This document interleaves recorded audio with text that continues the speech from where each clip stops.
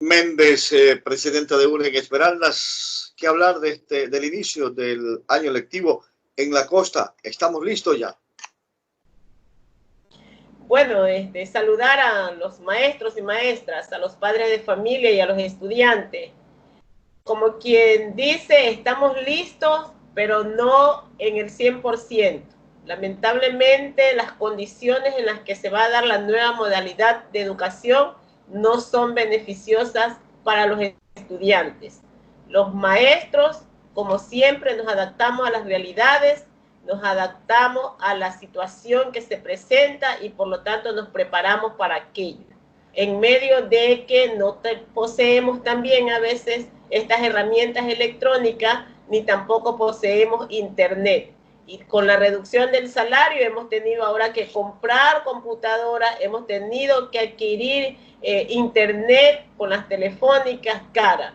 Pero también aquí empezamos con los niños y las niñas, que esa es la gran preocupación, no solamente para los maestros, sino para los padres de familia, que más del 70% de los estudiantes no poseen conectividad, apenas sí de un 28 a un 30%. Algunos no poseen herramientas de computadoras, teléfonos inteligentes, no tienen internet, otros no tienen ni siquiera para poder adquirir una recarga con los teléfonos que tienen, y los padres de familia a veces tienen un solo teléfono para 4 y 5 hijos que deben de estudiar. Entonces, en estas condiciones vamos al inicio del año lectivo. Unas condiciones donde se van a entregar guías guías impresas para que los estudiantes puedan trabajar, pero es una guía impresa donde no van a tener la relación con el maestro, porque si no tienen computadora, no tienen internet, no tienen teléfonos inteligentes, entonces no va a haber una relación con el maestro para que pueda trabajar. Entonces tendrá que el padre de familia trabajar con ellos en estas guías e ir guardando los trabajos en un portafolio que llama el Ministerio de Educación para que al final puedan entregar. Entonces, el maestro tendría que terminar arreglando o ingeniándoselas para poder trabajar y llegar con ese conocimiento en lo que más pueda los estudiantes. Así queda, ¿no? Claro, tiene que ingeniárselas porque mire, ¿cómo nos comunicamos con los estudiantes? Muchas instituciones educativas han tenido que enviar comunicados a través de los medios de comunicación, a través de las radios, para que los padres puedan conectarse o llamar a los profesores. Otros han tenido que poner en el Facebook, a través del WhatsApp, o sea, llamando a los padres para poder comunicarse con los docentes. O sea, debemos de buscar un sinnúmero de cosas, de formas para poder llegar a los pocos que podemos hacerlo, porque de un año básico, por ejemplo, que tiene 40, 45 estudiantes, apenas si un 10 o un 20% posee no computadora, no teléfono inteligente, pero sí un teléfono con WhatsApp, y a través de ese es que se puede dar, emitir algunas actividades. No se va a poder establecer una clase como se la hace presencialmente, tampoco se va a poder hacer una serie de actividades porque no lo permite el teléfono. Entonces tenemos que allí dejar algunas actividades para que ellos realicen, para al otro día revisar, aunque no vamos en estas condiciones a calificar trabajos, nada de eso, porque estas 2 primeras semanas serán de interrelación y precisamente para llegar a la parte emocional, psíquica, que los estudiantes tienen atravesando en esta pandemia y esta crisis sanitaria que estamos viviendo, y sobre todo la crisis económica, porque los padres de familia pueden hacer un esfuerzo, pero si no tienen para llevar la comida, no tienen para llevar la medicina, ¿van a tener para comprar una computadora? ¿Van a tener para poner un internet? No. Entonces, miren las condiciones en que vamos a ir a inaugurar el año lectivo el 1 de junio. Y la ministra dice que todo está bien. Entonces, la preocupación mayor es porque no se cuentan primero con la herramienta y tampoco se ha socializado por parte de las autoridades este nuevo sistema. Así es, o sea, no ha habido una verdadera comunicación, ni una verdadera capacitación, ni con los padres de familia una interrelación para que conozcan de qué manera vamos a iniciar este año lectivo. Solo salen diciendo las autoridades a través del ministerio y las autoridades provinciales y cantonales repitiendo lo mismo que dice la ministra, de que todo está bien, de que hay conectividad, de que van a trabajar, van a iniciar bien el año lectivo, pero sin embargo, miren, el 1 de junio inicia la costa el año lectivo, cuando hay 2.300.000 estudiantes que deben de acceder a la educación. Sin embargo, por no tener conectividad, más de 1 millón de estudiantes se van a quedar sin acceder a la educación. Significa que no van a estudiar este año, porque muchos padres han decidido no poner a sus hijos por no poseer precisamente estas herramientas y la conectividad.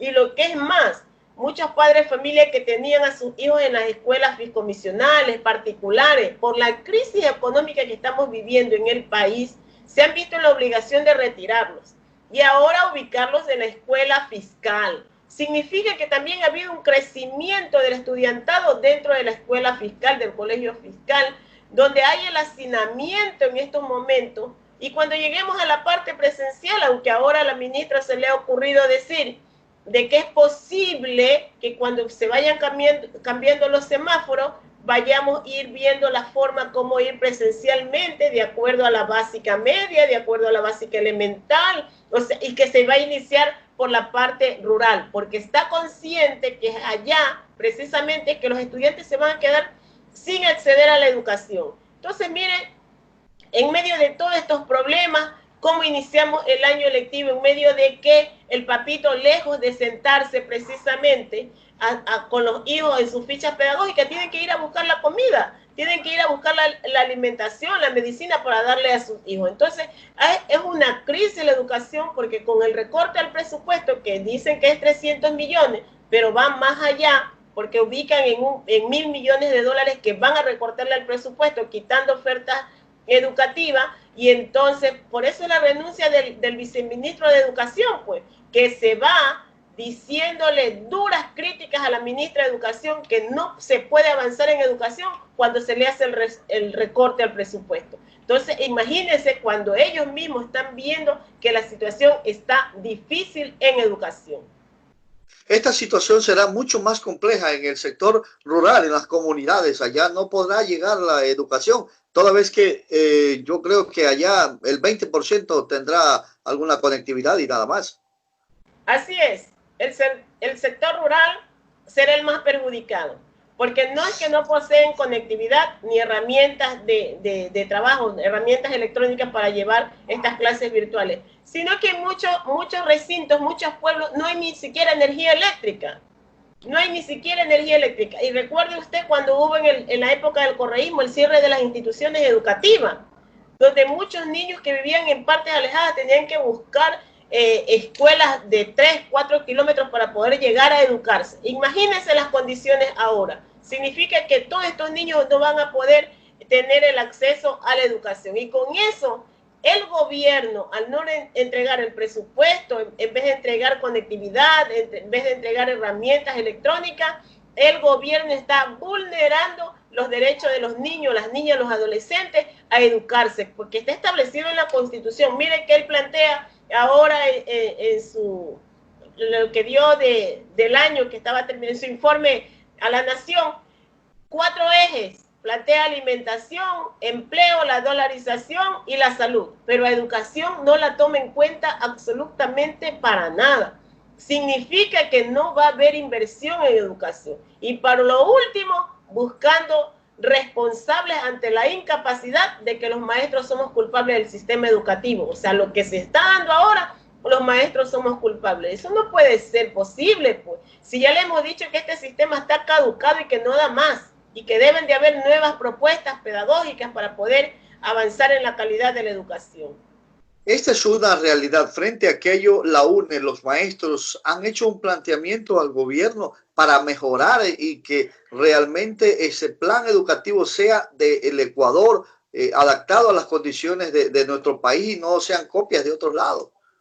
Claro que sí. Nosotros no solamente salimos a las calles, nos movilizamos a las calles para exigir cosas, no, salimos también con planteamientos. Le hemos dicho a la señora ministra, y lo estábamos trabajando cuando estaba el señor Luna como ministro de Educación, que había que cambiar este sistema educativo, que debíamos de tener otra propuesta pedagógica, y ahí la UNE le planteó la propuesta emancipadora, que es la de educar para la libertad, para la patria y para la solidaridad. Precisamente ahora, en estos momentos, deberíamos de haber trabajado en eso, de la solidaridad con esta crisis sanitaria, y le presentamos esa propuesta. Pero también ahora le hemos dicho, pues, que no haga el recorte al presupuesto de la educación, porque necesitamos desde ahí que el gobierno les entregue a los estudiantes lo que es las herramientas para trabajar, que le entregue a los estudiantes conectividad, al igual que a los docentes. Además de eso, le hemos dicho que si no pagan la deuda externa, allí van a haber los 12.000 millones de dólares para que cumplan educación, pues para que no haya despido, para que no se saquen los proyectos, las ofertas educativas, o sea, para mejorar el sistema educativo, porque allí efectivamente la educación del Ecuador se ha convertido en pura copia, agarrando lo de otros países que aquí no ha dado resultado. El currículo que ahora llevamos no lo necesitamos, necesitamos otro. Mire, si de la malla curricular no se hubiese quitado lo que es computación que antes se daba en las escuelas, porque se lo quitó, fuera diferente, porque el niño, el docente, estaba preparado para trabajar con estas herramientas, pero sin embargo apuntan a favorecer a la derecha y no para que el niño mejore la calidad de la educación. Entonces, mire, son cosas que van quitando y que va afectando a lo largo a la educación. Si antes no se hubiese quitado del currículo lo que es la cívica, la ética, materias importantísimas donde había la formación del estudiante, no estuviéramos tampoco así. Entonces, este gobierno, incapaz de resolver los problemas de la educación, a lo que se ha dedicado es precisamente a meterles paquetazos económicos para meterle la mano al bolsillo a los ecuatorianos, a los trabajadores y a los docentes. En términos generales, iniciamos un año electivo, un nuevo año electivo, el día lunes, en medio de la desorientación de los padres de familia de cómo van a recibir la educación sus hijos. Así es, la desorientación, porque efectivamente hay padres de familia que le escriben al maestro sin respetar los horarios, porque el padre está a cualquier hora, llama, porque primero tiene que atender las decisiones de su hogar y después se preocupa por el estudio de su hijo. Entonces a cualquier hora llama preguntando qué va a pasar el lunes, cómo vamos a hacer, cómo vamos a trabajar, profesora, yo tengo 5 hijos, cómo vamos a hacer con un teléfono.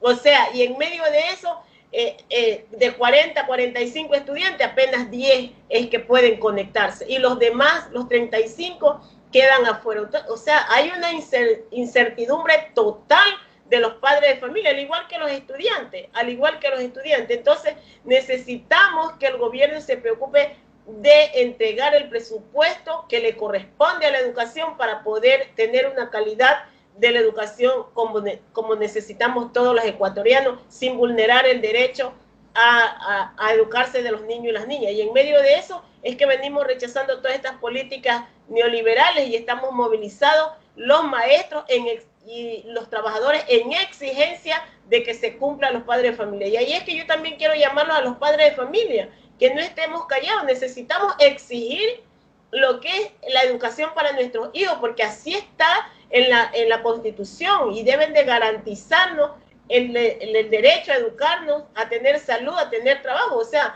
toda una serie de cosas que los ecuatorianos tenemos derecho, pero que este gobierno, simplemente arrodillado al Fondo Monetario Internacional, no le interesa el pueblo, no le interesan las condiciones en las que podamos vivir, sino que preocuparse de pagar la deuda externa y de beneficiar a los grandes empresarios de este país. Le estamos agradeciendo, presidenta. ¿Perdón? Le agradecemos por la entrevista, ¿sí? Ya, muchas gracias. Yo solamente quiero llamarlos a mis compañeros maestros y maestras a seguir movilizados en las calles defendiendo el derecho a la educación, el derecho a que tenemos los maestros a tener una vida digna en medio de esta reducción del salario, de esta jornada sobrecarga laboral que tenemos, y entonces a llamarlos a que sigamos en las movilizaciones en las calles, que desde ahí vamos a defender con todo derecho lo que nos corresponde. Muchas gracias. Muchas gracias. Ha sido la profesora Jacqueline Méndez, presidente de la UNE en Esmeraldas, inicio del año lectivo.